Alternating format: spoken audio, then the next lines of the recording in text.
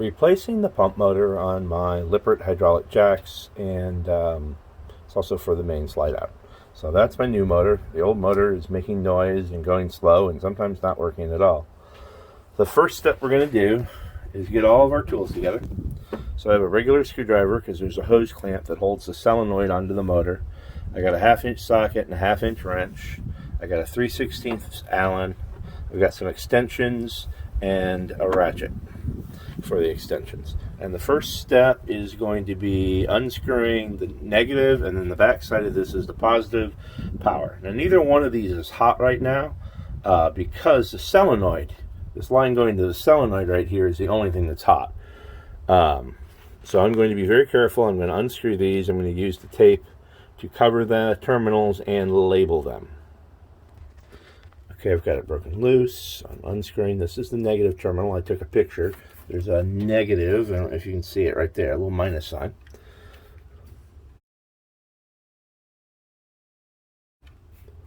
You can also see that that cable goes over up into there when I wiggle it. So that's not the positive, because the positive cable is this thing right here. So we're going to pull those two wires off, and then next we're going to go work on the other side. The other side I didn't even have to use a wrench for. They were like finger loose already. Alright, so that's off. And I don't think there's any wires on it that we can see. I'm going to pull that off, and I'm going to protect it. The cable is off and labeled. I'm going to unscrew the worm screw that holds the hose clamp that holds the solenoid to the starter motor, to the electric motor. Well, that was more of a struggle than I thought it would be. It was installed with the clamp pointing, kind of the screw part pointing the way I wouldn't have pointed it. When I put this back on, I'll have the screw so it's accessible this way. But right now, it just took effort. So anyway, it's loose. I can pull the hose clamp off now and pull the solenoid free. And remember, we do have a hot wire on it. We need to be careful. Now I say we need to be careful. I've actually disconnected battery power, so I really don't have to be that careful. Now there's two screws to get at. They're both Allens. There's one in the top that hopefully you can see there, and there's one exactly in the same place on the bottom. I'll use my extensions and stuff.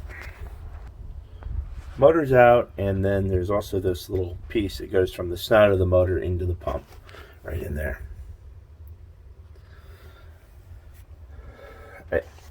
I wonder if this motor died mostly from under voltage because that connection was already loose.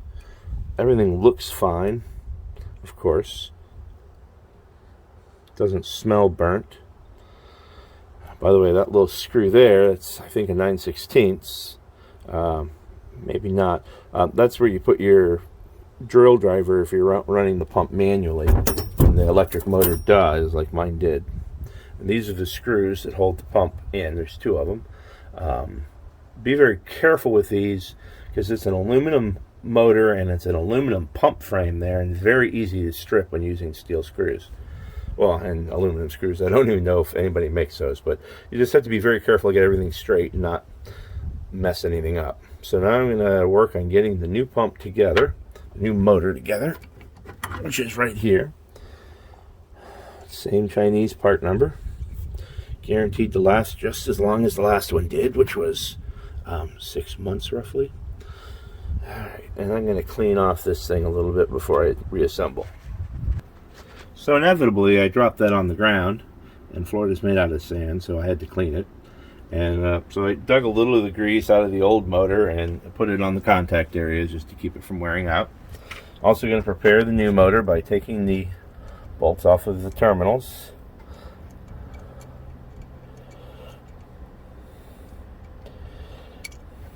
Okay, put those aside. So I'm ready to put Frankenstein back together. I'm also going to take the labels off of here where it says negative and positive, and I'm going to put those on this canister just to make it easier for me. And then the final thing I'm going to do is make sure the two motors are clocked the same way. And what I mean by clocked the same way is that this is the motor that came out. Let me see where this part is. And the motor that's going in, you can see that it's not clocked the same way. And I'm sure that will not make my job any easier. The motor's kind of heavy. There's nothing that holds it in there until you put the bolts in, because they use bolts instead of studs. Studs would make this whole job easier. So I want to get this aligned as closely as I can. I'm sure I can turn the motor to line it up perfectly, and then turn it to line up with the holes. I'm also going to mark where the hole is on this aluminum plate, the top one, because that's the one I'm going to work with initially, because that's the easiest one to get to. I'm going to mark with a magic marker above it so that I know what I'm trying to line up with. These may sound like crazy tips, and I may not need it, but based on my experience, nothing ever goes easy. So we're all put together and ready to go. Everything's marked, moved as best I can. Hope everything lines up. And now for the struggle. And the first part of this is getting this nose in there to where it doesn't fall off while I'm doing it. Okay. Now I gotta get it to line up. I thought I did a pretty decent job of that, but apparently not.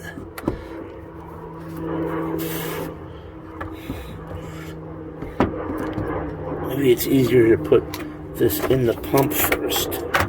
Oh no. It's like take two. So I've put the metal piece, the snout, on the pump, so I don't have to worry about it falling off. And it always falls off into this tray, and the tray is not perfectly clean, so every time it does that I have to clean it again. And you can see that's up and down, so I'm going to make sure the pump is up and down. It's a 1/2 inch nut. You have to turn it counterclockwise. If you turn it clockwise, it loosens the nut. It's a left-hand nut. So let me get that realigned. And then I also need to have my nut and my driver ready to go. So once I get it in there, like I said, it won't hold on its own until something gets screwed into it to hold it in place. So I'm going to have that to where I can do it with one hand. And this just a little bit more up and hold on. I turn this all the way around to up and down. Right. So I'm up and down here. I'm going in. Oh wow, lined up. Okay, I'm holding it. This is not super heavy, but it's also not super light. Screws lined up. I think I'm in the hole. Maybe not, yeah. I think it's tightening.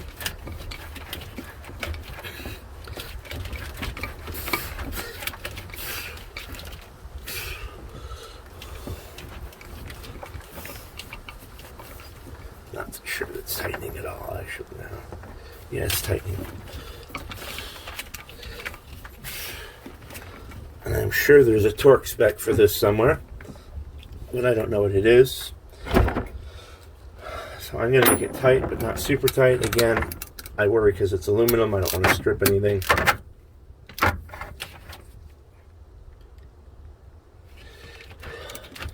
And boom, top screw's done. A lot less time spent on the struggle train than I thought I would. Except now I'm struggling to get my Allen socket out of here. There we go. Alright, so the top socket's done. I'm going to let you see from below. I have no idea if this is actually recording, so when I go into post-production, in other words, when I just upload this stuff, because I don't really spend a lot of time in post-production, as anybody who's watched my videos can tell, I may go, oh, there was nothing there. And I will apologize profusely now for that, if that's the case. I am just trying to locate the other Allen screw that I swear I just saw here 12 seconds ago. This is my life, looking for the screw that I just had and not finding it.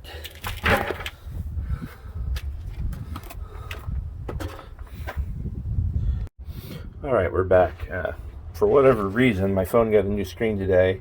under warranty. Well, actually, I have a extended contract through Shurion, and the battery is not lasting very long with the new screen, even though I don't have the flash on. So we're going to try this again. Let's see if I can record this way.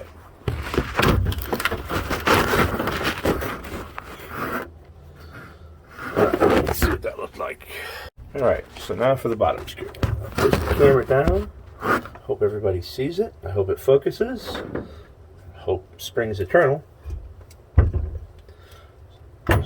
So I put the Allen screw on the extension and then on the tool and bring it in manually to start with. I do not want to power it in. I do not want to cross thread it. I do not want to risk stripping threads again in aluminum. It's just too easy to do. Take your time.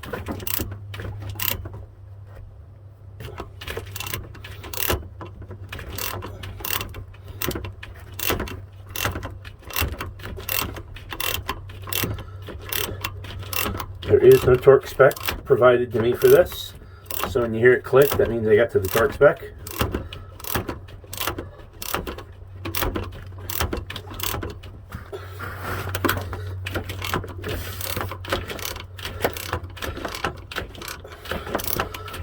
A couple little tips. Just make sure that there's no wires caught in between the motor and the housing, and that the two things fit up snugly next to each other. Click. Before you do this, you do not want to crack the aluminum housing or capture a wire in there or something like that. It would be a bad day. And this isn't that tough of a job, so if we can get through it without anything bad happening, that's a good day. Alright, top and bottom are on and tight. So the next step is going to be putting the hose clamp back on. I'm going to do the hose clamp and the solenoid first because I'm going over these terminals, and I wouldn't do that with wires on there. You do notice I marked negative here so that I've got this installed the right way, exactly as it was when it came off, because it was installed negative, negative. I probably should have slid this on, note to self, note to you guys doing this at home, before I put the pump on, because it doesn't want to fit on this way. I will have to unscrew the worm gear and rescrew it if I don't have enough slack. Let's see if we have enough slack now. Just enough slack. Okay. And I managed to put the clamp on just as badly as the factory did. Alright, let's try again. I want the clamp on this way so that I can do the screw easily.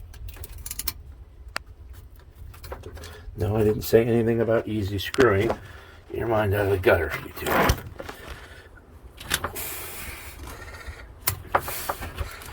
Pinch this, make this longer,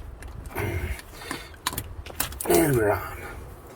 Alright, and then you'll notice on the solenoid that the solenoid was on this way, and that slides over it, so it slides from front to back on the solenoid. And of course I probably won't get good video of this, but I'll try.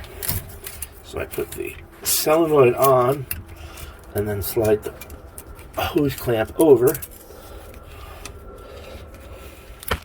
and then I will tighten this all up.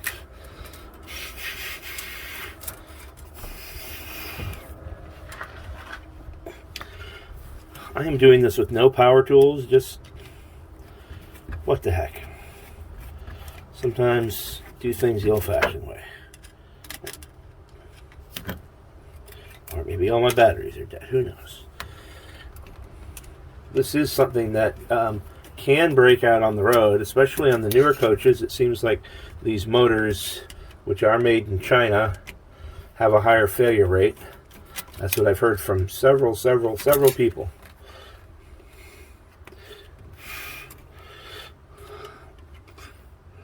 Yeah, I could have gotten a bigger bladed screwdriver, couldn't I? Alright, we're almost on there. And we're getting tight. And I want to make sure we're far enough back that no wires are getting pinched. And there you go, that's tight. All these wires are loose, nothing's being pinched by this, nothing's trapped underneath it. So I'm happy with that. So the next step is I will put the positive wire, the positive lead on. I'm going to go ahead and I covered up the hot lead on that. I'm going to leave that covered for now. The hot lead here. This is really hot. The next lead that we're putting on is only hot when the solenoid is activated. And that will be coming off of this right here. So this is the negative. So the positive should be the other side of this, right? Don't mind me, I'm just going to talk to myself for a little while till I figure something out. Okay, so the positive lead comes off of this terminal here, and it's this wire right here that I covered up and put the little plus sign on. It's difficult to find a way to film stuff and actually see what I'm doing. I'm going to use a screwdriver to try to get this tape off. This is just cheesy duct tape. This isn't even like Gorilla stuff. If I'd use Gorilla tape, I'd probably have to have a gorilla come in here and help me get it off.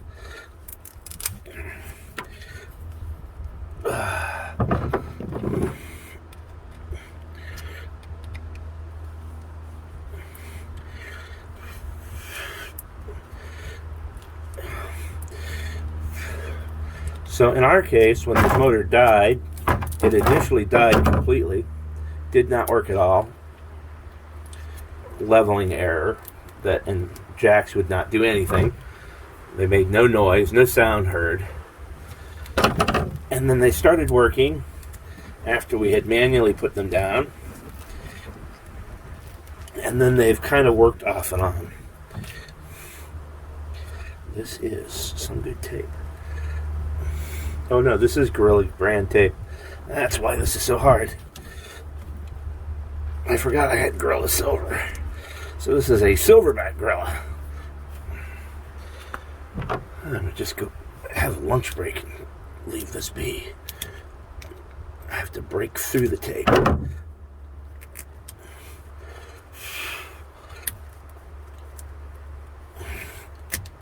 Ah, finally. All right. Put this where it goes. This terminal here.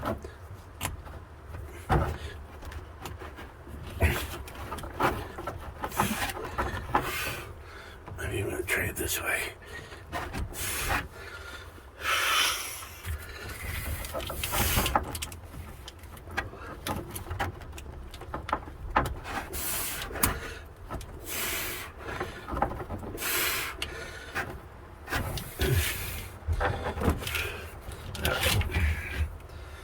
Terminal on. I can put the brass nut on.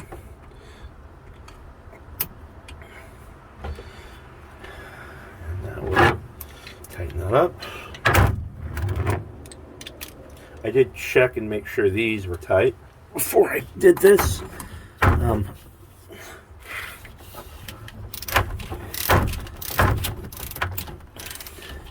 You never want to try to do this stuff more than once if you can avoid it.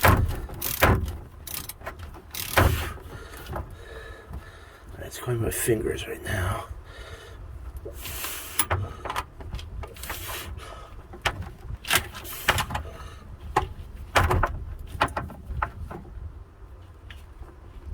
Click. All right. And now for the negative terminal. The way that this was together originally was this on here, and then this, and then the brass nut. Actually, it was the other way around. Now that I think about it, it was this way, then this way, and then this nut.